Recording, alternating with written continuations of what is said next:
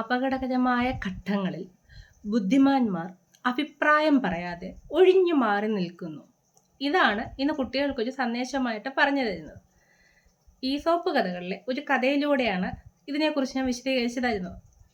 ചില പ്രത്യേക ഘട്ടങ്ങളിൽ നമ്മൾ ഒരു അഭിപ്രായവും പറയാതെ മാറി നിൽക്കുന്നതാണ് ബുദ്ധി. മൃഗരാജാവിന്, സിംഹത്തിനും ഒരു ദിവസം വായ്നാറ്റം പിടിവിട്ടു.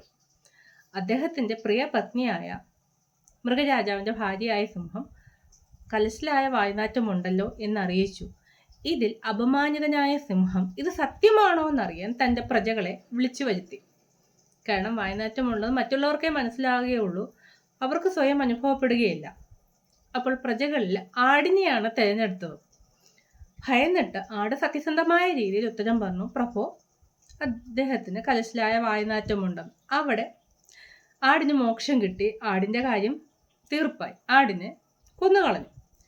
അടുത്ത അവസരം ചെന്നായിക്കായിരുന്നു. ഈ ആടിൻ്റെ ചത്തുപോയ ആടിനെ കണ്ടിട്ട് ചെന്നായ ഭയന്നിട്ട് അദ്ദേഹത്തിന് പൂന്തോട്ടത്തിൽ പുഷ്പങ്ങളുടെ സുഗന്ധമാണ് ഇദ്ദേഹത്തിൻ്റെ വായിക്കുന്നത് ചെന്നായ പറഞ്ഞു.